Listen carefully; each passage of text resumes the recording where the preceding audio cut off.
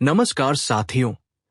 कभी देर रात में अकेले जागते हुए क्या आपने सोचा है कि आपका कोई ख्याल, कोई अच्छा या बुरा काम क्या बस यूं ही हवा में खो जाता है?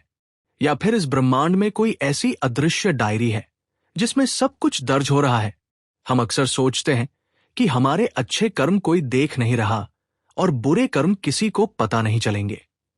पर क्या ये सच है?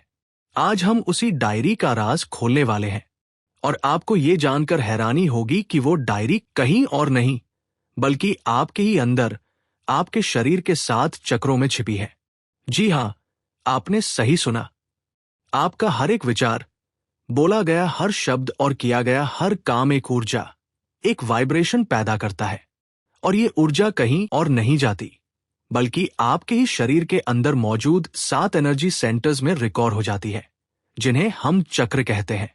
ये चक्र आपके कर्मों की एक जीती जागती फाइलिंग कैबिनेट है, एक ऐसी कर्मों की तिजोरी जहां सिर्फ इस जन्म का नहीं बल्कि जन्मों जन्मों का हिसाब किताब जमा होता है। तो चलिए आज अपने अंदर की इस रहस्यमय दुनिया की यात्रा पर निकलते हैं और समझते हैं कि ये अदृश्य सिस्टम आखिर काम कैसे करता है। सिद्धांत का खुलासा, चक्र और कर्म की अदृश्य स्याही। तो सबसे पहले ये समझते हैं कि आखिर ये चक्र है क्या। चक्र संस्कृत का शब्द है जिसका मतलब है पहिया। ये हमारे शरीर के भीतर ऊर्जा के घूमते हुए पहिए हैं जो हमारी रीढ़ की हड्डी के साथ साथ मौजूद है। योग और अध्यात्म के अनुसार हमारे शरीर में 7 मुख्य चक्र हैं और हर चक्र हमारी जिंदगी के एक खास हिस्से से जुड़ा हुआ है। ये सिर्फ एनर्जी के सेंटर नहीं है बल्कि हमारे कर्मों और आदतों के गोदाम भी हैं। जब भी आप कुछ सोचते, महसूस करते या कोई काम करते हैं तो उससे एक खास तरह की एनर्जी बनती है।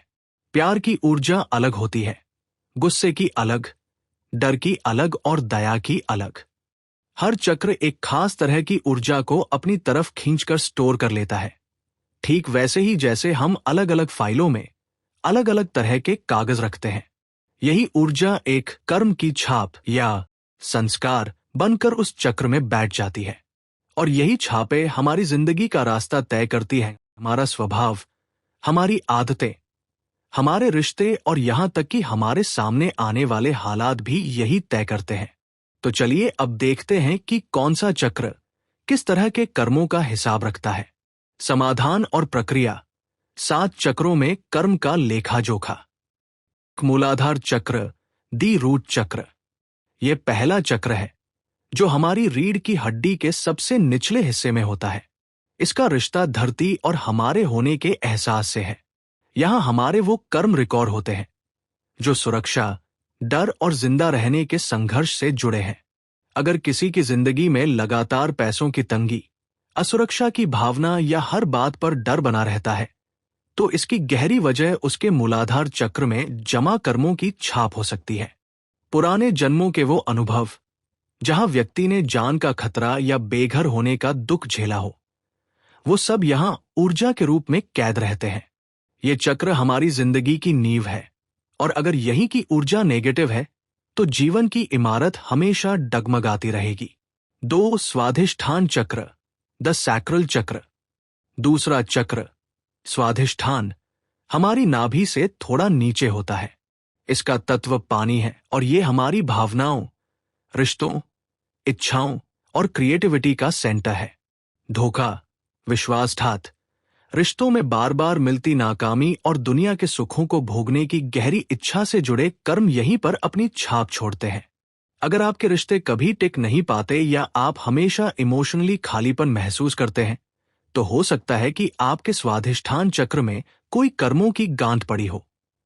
ये चक्र हमारी जिंदगी के बहाव को कंट्रोल करता है और यहां की रुकावटें जीवन के रस को सोख लेती हैं। 3 मणिपुर चक्र, द सोलर प्लेक्सस चक्र। तीसरा चक्र मणिपुर हमारी नाभि के ठीक पीछे है। ये आग का सेंटर है और हमारी ताकत, हिम्मत, अहंकार और आत्मविश्वास से जुड़ा है।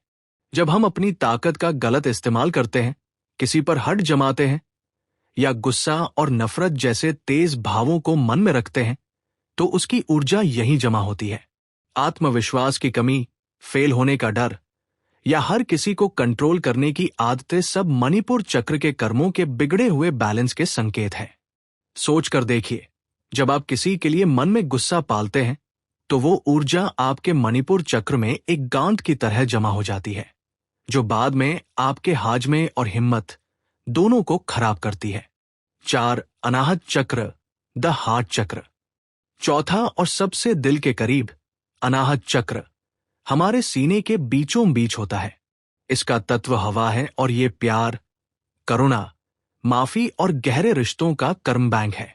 दिल टूटने का दर्द, किसी को माफ न कर पाने की कसक या प्यार में मिला धोखा, इन सब की गहरी छाप अनाहत चक्र पर पड़ती है। जब ये चक्र कर्मों के बोझ से बंद हो जाता है तो इंसान प्यार देने और लेने में खुद को लाचार महसूस करता है। वो अकेला महसूस करता है, चाहे उसके आसपास कितने ही लोग क्यों न हों। वहीं जब ये चक्र साफ होता है तो इंसान का दिल दुनिया के हर जीव के लिए प्यार और दया से भर जाता है। 5. विशुद्ध चक्र, दी थ्रोट चक्र। 5वां चक्र विशुद्ध हमारे गले में स्थित है। इसका रिश्ता आकाश तत्व से है और ये हमारे सच, हमारी आवाज और हमारे कम्युनिकेशन का सेंटर है। हमारे मुंह से निकला हर शब्द, चाहे वो सच हो, झूठ हो, किसी की तारीफ हो या बुराई, उसका कर्म रिकॉर्ड इसी विशुद्ध चक्र में दर्ज होता है। अगर किसी को अपनी बात कहने में झिझक होती है, उसकी आवाज में कड़वाहट है या उसे बार बार गले से जुड़ी दिक्कतें होती हैं, तो ये इस चक्र में जमा नेगेटिव कर्मों का असर हो सकता है। सच बोलने की ताकत और अपनी कला को दुनिया के सामने रखने की हिम्मत इसी चक्र से मिलती है। 6. आज्ञा चक्र, द थर्ड आई चक्र। छठा चक्र आज्ञा हमारी दोनों भौहों के बीच होता है। इसी को हम तीसरी आंख भी कहते हैं। ये रोशनी का केंद्र है और हमारे विचारों, समझ, इंट्यूशन और संकल्प से जुड़ा है। हमारे सारे विश्वास, हमारे पूर्वाग्रह और सही गलत का फैसला करने की हमारी ताकत यहीं से कंट्रोल होती है। गलत सोच रखना, वह में जीना या सच और झूठ में फर्क न कर पाना, ये सब आज्ञा चक्र में दर्ज कर्मों की छापों का ही नतीजा है। जब ये चक्र जागता है तो इंसान की बुद्धि शीशे की तरह साफ हो जाती है और उसे चीजें वैसी ही दिखती हैं जैसी वे असल में है। 7. सहस्रार चक्र, द क्राउन चक्र। 7वां और आखिरी चक्र सहस्रार हमारे सिर के सबसे ऊपरी हिस्से पर होता है।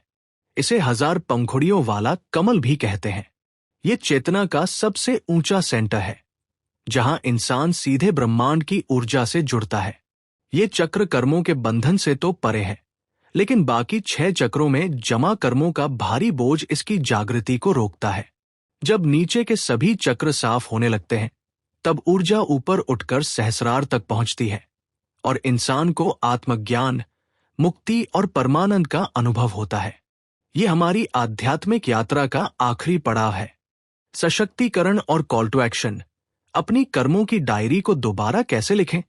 तो अब सवाल यह है कि अगर हमारा हर ख्याल और हर काम इन चक्रों में रिकॉर्ड हो रहा है, तो क्या हम बस अपनी किस्मत के गुलाम हैं? क्या हम इन कर्मों की छापों को कभी मिटा सकते हैं? इसका जवाब है हाँ, बिल्कुल। अच्छी खबर यह है कि इस डायरी के लेखक आप खुद हैं। आप जब चाहें अपनी कहानी बदल सकते हैं। योग और ध्यान की प्राचीन तकनीकों ने हमें इन कर्मों के रिकॉर्ड को साफ करने के कई दमदार तरीके दिए हैं। ध्यान और जागरूकता। पहला कदम है होश में आना। अपने विचारों और इमोशंस को देखना सीखें। ध्यान करने से आप अपने चक्रों में जमा ऊर्जा को महसूस कर सकते हैं और उसे आजाद करने की प्रक्रिया शुरू कर सकते हैं। प्राणायाम हमारी सांस ऊर्जा की सबसे बड़ी गाड़ी है। कपालभाति, अनुलोम विलोम जैसे प्राणायाम चक्रों में फंसी पुरानी भारी ऊर्जा को बाहर निकालकर नई और पॉजिटिव ऊर्जा भरते हैं। मंत्र जाप। हर चक्र का अपना एक बीज मंत्र होता है, जैसे मूलाधार के लिए लम और स्वाधिष्ठान के लिए वम। इन मंत्रों की वाइब्रेशन से चक्रों में जमी नेगेटिव ऊर्जा टूटने लगती है और वे साफ होने लगते हैं। सत्कर्म और सेवा। जब आप बिना किसी स्वार्थ के दूसरों की मदद करते हैं, तो आप अच्छे कर्मों की एक नई ऊर्जा बनाते हैं, जो पुरानी नेगेटिव ऊर्जा को बैलेंस करती है। दया और प्रेम। दिल के अनाहत चक्र को साफ करने का सबसे ताकतवर तरीका है। प्रकृति से जुड़े नंगे पैर घास पर चलना मूलाधार चक्र को बैलेंस करता है। बहते पानी को देखना स्वाधिष्ठान को शांति देता है। सूरज की रोशनी मणिपुर चक्र को चार्ज करती है। कुदरत के साथ समय बिताना हमारे पूरे एनर्जी सिस्टम को हील करता है। हमेशा याद रखिए, आपके साथ जो कुछ भी अच्छा या बुरा हो रहा है वो किसी बाहरी ताकत का खेल नहीं, बल्कि आपके ही भीतर दर्ज कर्मों का नतीजा है। आपके चक्र आपकी अपनी कहानी की किताब है और आपके पास हर पल ये ताकत है कि आप उस कहानी का अगला पन्ना अपनी मर्जी से लिखें। अपने विचारों को ऊंचा उठाकर, अपने कर्मों को साफ करके और अपने दिल में प्यार जगाकर आप न सिर्फ अपना आज बल्कि अपना आने वाला कल भी एक नई और खूबसूरत दिशा दे सकते हैं। आप इस अदृश्य डायरी के सिर्फ पढ़ने वाले नहीं, बल्कि इसके लेखक हैं। तो क्यों ना आज से ही एक नई कहानी लिखना शुरू करें। आप इस बारे में क्या सोचते हैं? क्या आपने कभी अपनी जिंदगी में कर्मों के ऐसे पैटर्न महसूस किए हैं? नीचे कमेंट्स में अपना अनुभव हमारे साथ जरूर शेयर करें। अगर इस जानकारी से आपके जीवन में कोई मदद मिली हो तो इसे अपनों के साथ शेयर करें और ऐसे ही गहरे आध्यात्मिक विषयों को समझने के लिए हमारे चैनल को सब्सक्राइब करना न भूलें। धन्यवाद।